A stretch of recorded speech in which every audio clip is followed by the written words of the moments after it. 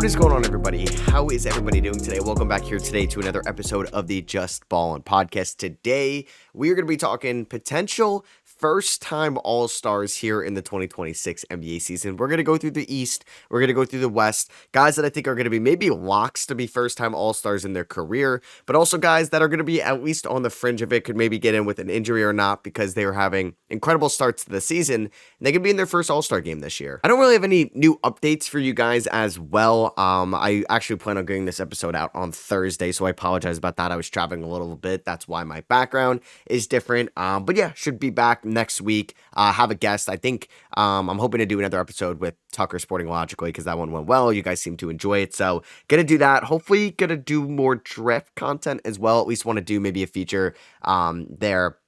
And then anything like I was doing like any like Bleacher Report article reactions, or I was doing like some random topics that were like probably like 10-minute, 20-minute ideas. I'm doing those on my Extra Sauce channel now. So this one, we're going to kind of just talk podcast format about potential All-Stars this year. And do I think they're going to end up getting it at the end of the day? Because some conferences, it's easier to make it in. Some positional groups, it's easier to make it in than others. So we'll start off in the Eastern Conference. And I think there's a very clear first-time All-Star here at the top of the East. And that is Josh Giddey of the Chicago Bulls. The Bulls are off to a 6-1 start this year. They're at the top of the Eastern Conference. They're the only team in the East that has one loss, one of two teams in the NBA with the Thunder that have one loss this season, the last two one-loss teams. Giddey, 23 years old this season, is having a career year. I've said it a couple times on Twitter. I'm glad that when it happened, that was my original take, and it hasn't changed. When Josh Giddey and Alex Caruso were traded for each other, I said it was a win-win trade. I think I did this video on my Six Rings of Steel, like 2K channel. I talked about it initially when it happened. I said I loved it. I know there were talks that they could have gotten like the 13th pick from the Sacramento Kings in a weak draft with a lot of volatility towards the end of the lottery. And they went for Josh Giddey, who was in the last year of his rookie contract, who was a productive numbers guy in OKC, but really struggled fitting in with their defensive identity and where they want to be with their fast movement, but also allowing Jalen Williams and Shai Gilgeous-Alexander to create an isolation and have like all guys out there that could space the floor when they're running Chet Holmgren at the 5. Giddey was way too inconsistent of a shooter in his time in OKC. It wasn't a lot of volume, but he was also maybe stopping possessions because he was not a willing shooter. Shot 26% from three as a rookie. He shot 32% from three as a sophomore, 33% from three in year 3. He gets traded to Chicago. He was like Steph Curry, if you remember. He was like elite from three to start off year number 1 last year. And then fizzled off a little bit in, I think it was like December, January, or November, December, and then ended the season off on a really strong note. Like when the Bulls were a good second half team and they were one of the best offensive teams, not just in the East, but in the NBA, Josh Giddey was knocking down his threes. So far this year, like, I don't know, like right now, this is why it's a way too early, like first time All-Star discussion. We're only 7 games into Giddey this year. He'd be an All-Star starter today, I think. Well, he's on the best team in the Eastern Conference. Doesn't really matter too much for All-Stars, but he's averaging 23 points, 10 rebounds, and 9 assists. This guy's a fantasy god this year if you have him in fantasy. He's shooting 49.5% from the field, basically 50% if we're rounding up. 42% from three on 4.5 attempts a night, a career high. He's also shooting 52% on twos on about 12 a night. He's shooting 75% from the free throw line. He's turned the ball over about 3.6 times a night, but he has been the catalyst for the Chicago Bulls' success this year. They are not nearly close to a 6-1 record without him, and we are now seeing Giddey develop in this league to the player that we thought he could be coming out of Australia in the 2021 NBA draft, a player that we thought he could be maybe before Shai was the guy. Like, I'm trying to remember in 2022 in Giddey's rookie season, I think like Shai was still the guy there, but there was like discussions. I think it was Giddey. It was the 23 season, right? The end of the 23 season where Giddey had a monster sophomore year. It was him. It was Shai. Chet didn't play that year because he was out all of his rookie season. And you're like, this guy's a triple-double machine. Him and Shai are going to be like the elite backcourt in the Western Conference. 2024 was a mess. Obviously, he had the off-the-court thing that he was unfortunately roped into. And maybe that affected his confidence. He kind of realized, all right, I'm not maybe the fit on this team. You have Cason Wallace, you have Lu Dort, make a little bit more sense out there. He gets traded for Chicago, win-win trade. OKC wins it all. You don't know if they would win it with Giddey or not. They were still a great team either way, but hey, it's the what-if game. They help Caruso. I mean, Giddey wasn't defending Jokic like that in round number 2, I'll tell you that. And they end up winning it all with Caruso, who was really good in that Denver series. And then Giddey, productive player, anybody could have signed him. Like, this is like Lamar Jackson, like a couple years ago. Anybody could have traded for him in the offseason. Anybody could have theoretically signed Josh Giddey. There was even a report, I remember, this offseason where the Warriors could have signed Josh Giddey and they could have they were interested in trading for Josh Giddey. Maybe it was going to be like a Kuminga Giddey swap. And I think the Bulls are happy it fell the way they did. He's under a great contract. Josh Giddey is definitely in consideration to be a first-time All-Star this year, which is really fun. Just because like the Bulls have been needing this guy forever. Like, he's probably the best or the most excited Bull you can get about him and Buzella since like very young LaVine and Markkanen, maybe. Obviously, the 2022 Bulls were really fun with like LaVine, DeRozan, Vucevic, and Lonzo. But when you're talking about like young pieces, like Buzelis is 21 and Giddey is 23. So that's I think a first time All-Star. And yeah, we're just gonna like go through the Eastern Conference here. Second one is an interesting one. Jalen Duren of the Detroit Pistons. So the Pistons are sitting at 6-2, top of or second in the Central Division. 2 seed in the Eastern Conference right now. Outside the Bulls, they're the only other team with 2 or less losses right now. There's a couple in the Western Conference. Jalen Duren has been one of the best rebounders in the NBA this year. I think I want to go back and try to pinpoint the exact game where Ausar Thompson started to build up, kind of like ramping up last year in year number 3.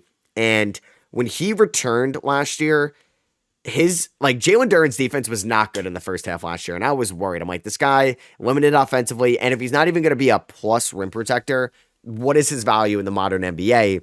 Ausar comes back, and I don't know, something just clicked with Jalen Duren. Maybe he was just feeling more comfortable with JB Bickerstaff. Maybe he was just feeling more comfortable out there in general going into year number 3. And Jalen Duren, or it was Ausar Thompson's, year number 2. But yeah, Jalen Duren has been an absolute monster this year for the Detroit Pistons. The screen setting, the physicality inside. We know he's a great alley-oop catcher. We know he's not also going to be like Karl-Anthony Towns, Jokic, Şengün, any of those dynamic offensive hub centers. But this guy is as bruiseries you can get down low, and he's still incredibly young. Jalen Duren is 21 years old. He's going to be 22 in about 11 days. He's averaging 18 points this year, 11 and a half rebounds, a block and a half a night, and is shooting 61% from the field. It is crazy. We're about 10% through the season right now. But yeah, Jalen Duren, I think, has been a really impactful player on the Detroit Pistons, and you can make a clear argument he's been the second best Detroit Piston this year, behind Cade Cunningham. Cade already made an All-Star game last year, so he's not going to make one this year. But I will say that I do think Jalen Duren will be in maybe consideration. Like, at the end of the day, it's a popularity contest. I don't know if that's going to be on his side because you already know Cade's going to most likely get into the All-Star game this year. Detroit's not like a major market. They would have to have like a Cleveland Cavaliers record from last year where it's like smaller market, but they're so good that they're well known now by the casual audience.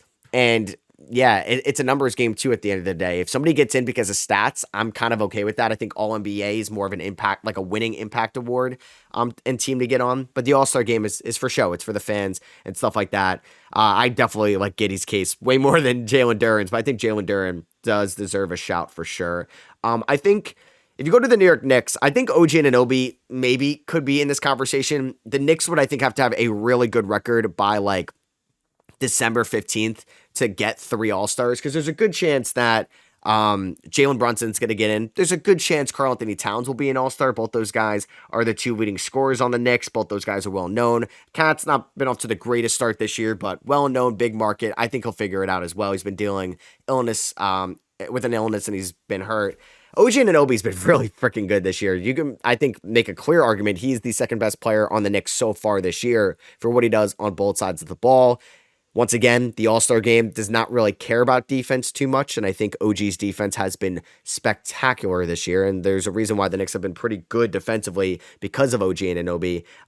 He's averaging 18 points as well, 6 rebounds, 48% from the field, 41% from 3, and one of the best on-ball defenders in the NBA that you can really get, and I think we're so far away from it, but there's so much talent in the league. I doubt the Knicks get 3 All-Stars, but I do think OG could eventually, like, maybe find his way in one day. I don't know. This is probably it for OG to maybe get in, but I would say from, like, the top teams in the Eastern Conference, those are, like, the first-timers, like Giddey, Jalen Duren, maybe OG.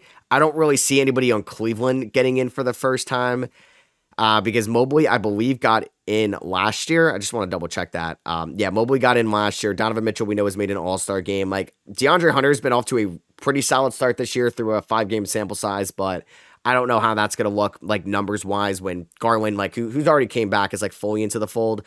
Jared Allen was an all-star in 2022 for Cleveland, so I don't think they're going to get a full-time or a first-time all-star. Milwaukee as well. Like, as good as like Ryan Rollins has been, sure, I could bring his name up. I would be very shocked if Ryan Rollins made the All-Star game this year. There's a lot of good guards in the Eastern Conference. We've already talked about Giddey, Cade, Brunson potentially making it. Mitchell will make it. I'm probably going to assume Garland would have a higher chance than Ryan Rollins when it's all said and done.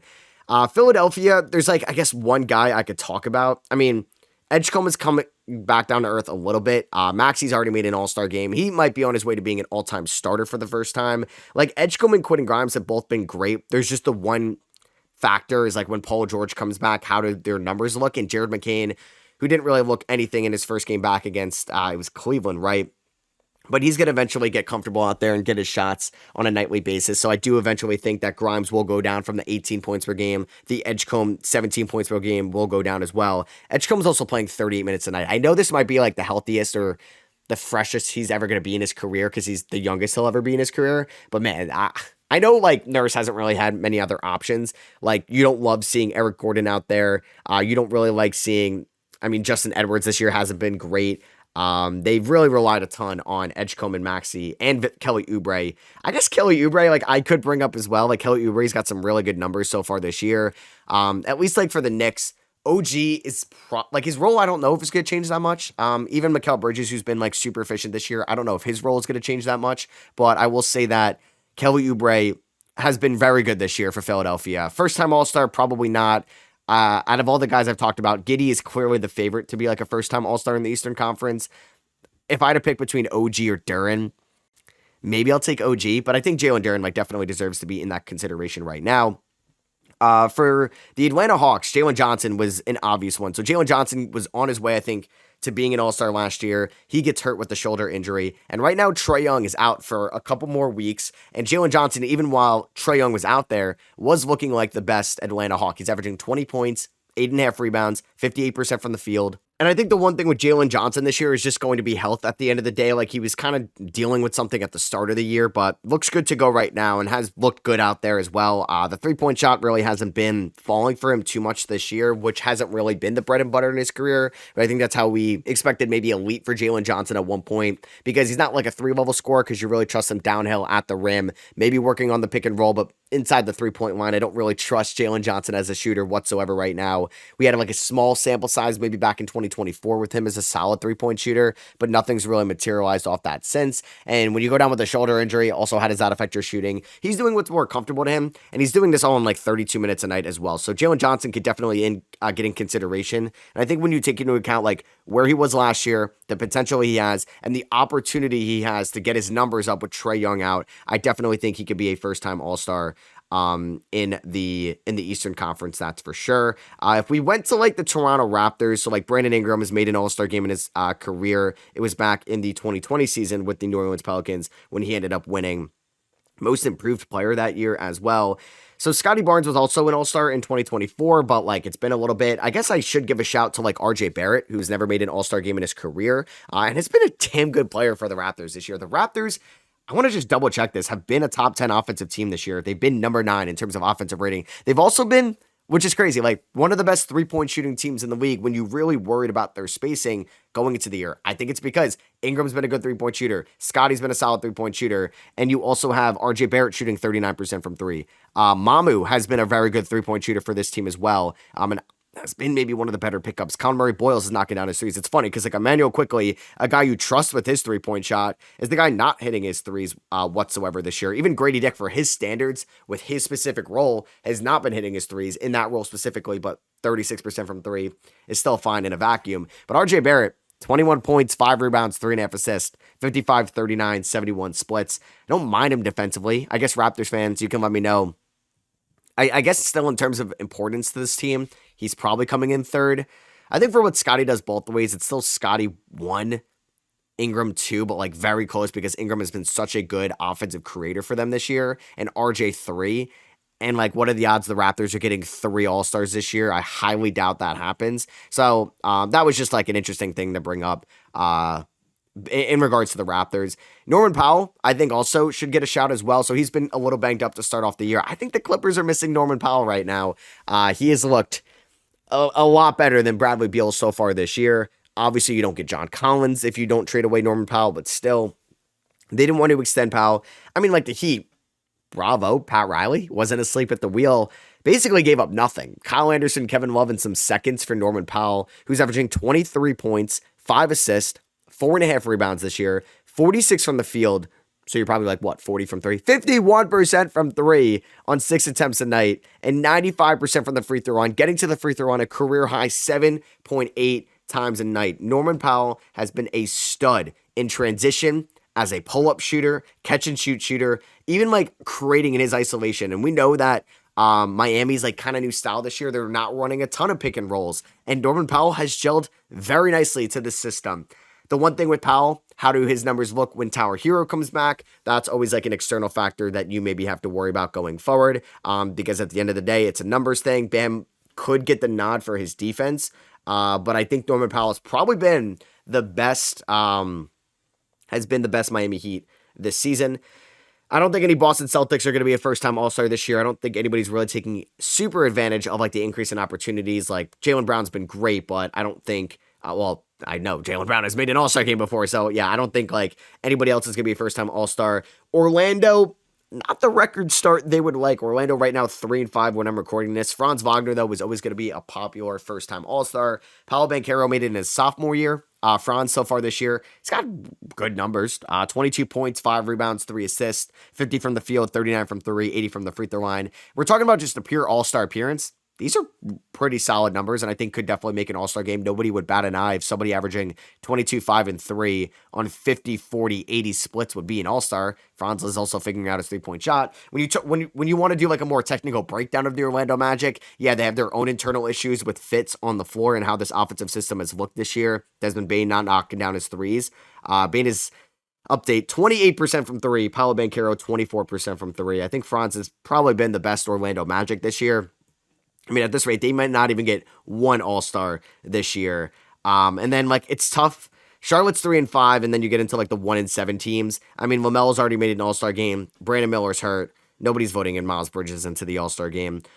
Brooklyn, I mean, you know what's crazy? Like, yeah, Michael Porter Jr. has All-Star caliber numbers. I don't think he's that popular enough to get in. And if the Nets, who are 1-7 right now, are going to be at the bottom of the Eastern Conference when we open up the voting, I don't, like... It's not like they're getting a Knicks bump or a Lakers bump. Like Brooklyn, although they're a big market team because they're in New York City, it's just not, I don't think, popular enough to get Michael Porter Jr. in. Although I think his numbers, when you're looking at the All-Star side of this, yeah, 22 points, 8 rebounds, 47, 34, 73 splits, could be an All-Star in a way, but it's just tough for the 1-7 Nets. Yeah, like Pascal Siakam's made an All-Star game before. I guess like nobody on the watch. Alex Sarr, you know what? I want to give Alex Sarr some credit.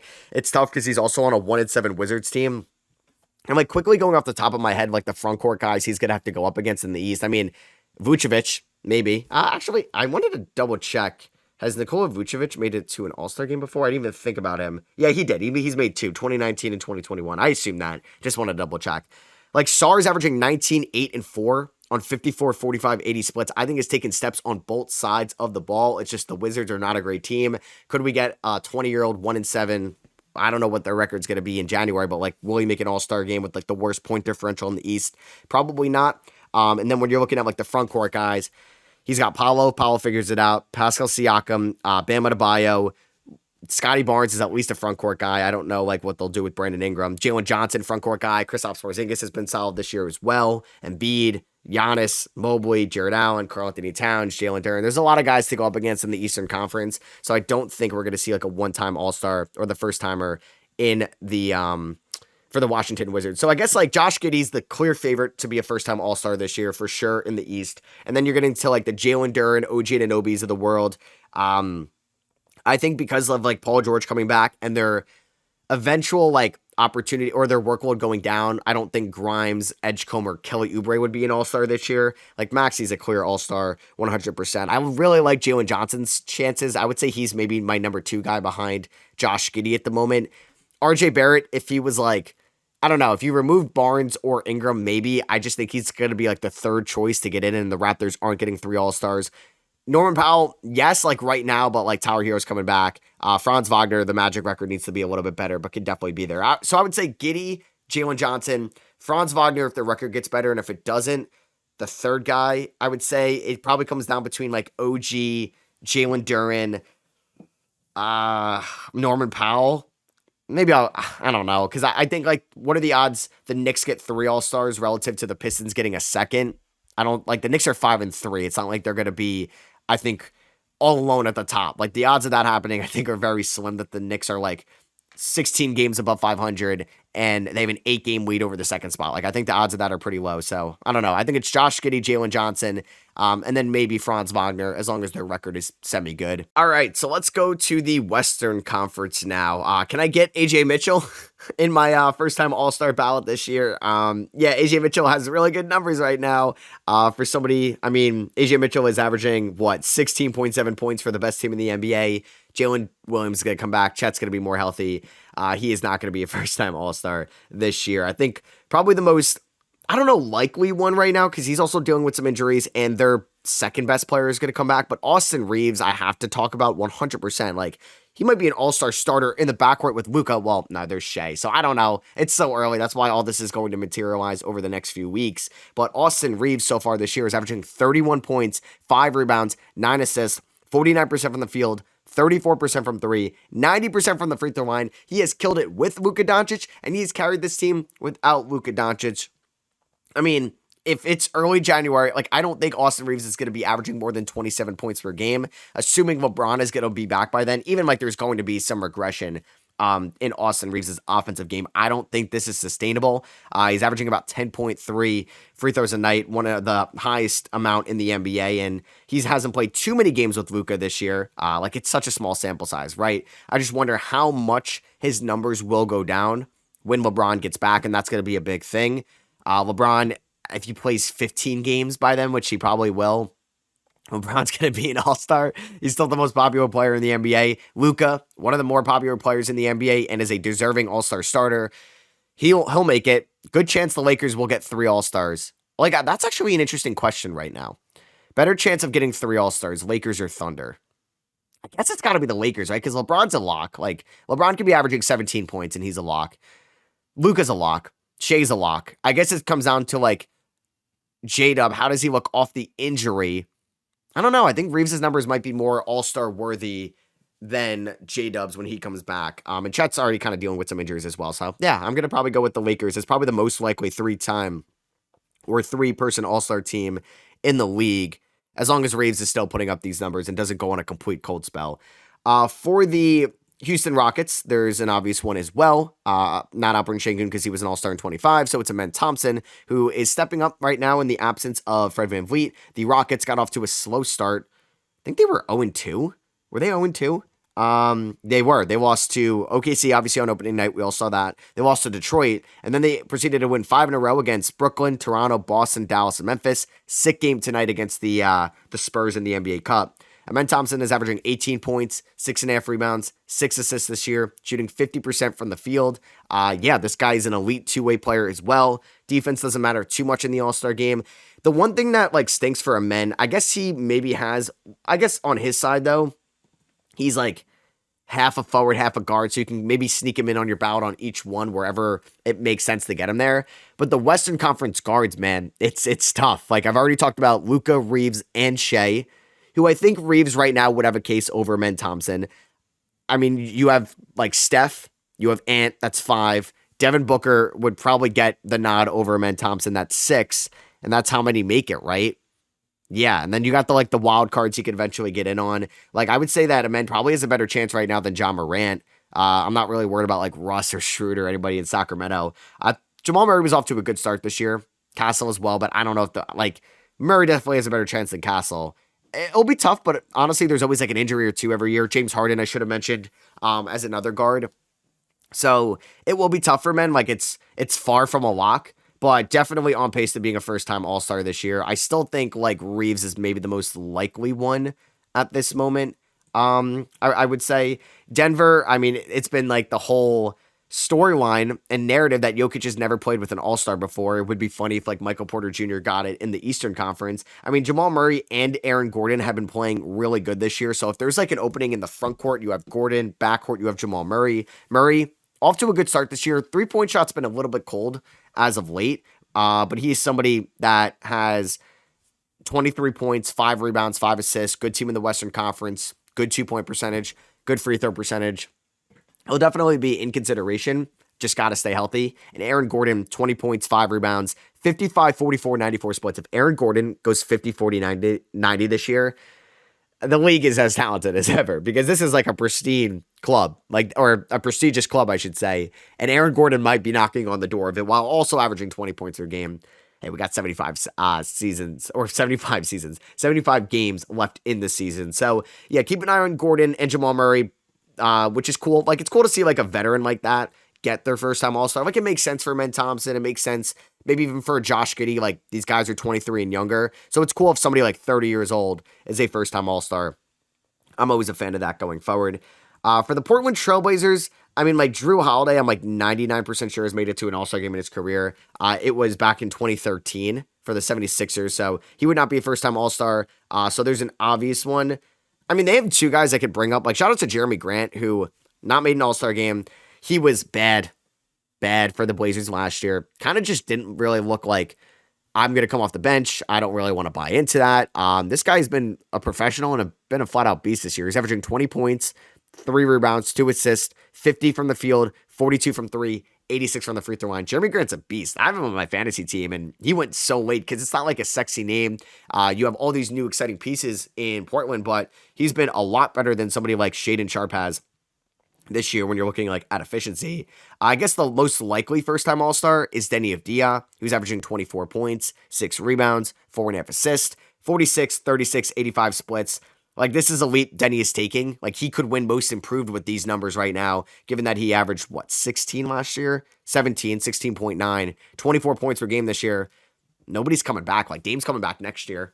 Drew Holiday's been great for this team, and maybe has been the best individual Blazer when you take into account, like, the leadership, what he's done on both ends of the floor. But I think Deni right now is up there with probably one of the more likely first-time All-Stars in the Western Conference. Like, nobody in Golden State. Shout out to Will Richard. He had 30 points the other night. I don't think Jonathan Kuminga will be an All-Star this year. Jonathan Kuminga is off to a good start. But like Deni, even like Jeremy Grant, like those forwards, I would give a nod. Aaron Gordon, I would give it to Kuminga right now. But the fact that Kuminga's even in this conversation, I'm sure Warriors fans are thrilled with that, given where the season could have gone with the whole offseason situation at the moment.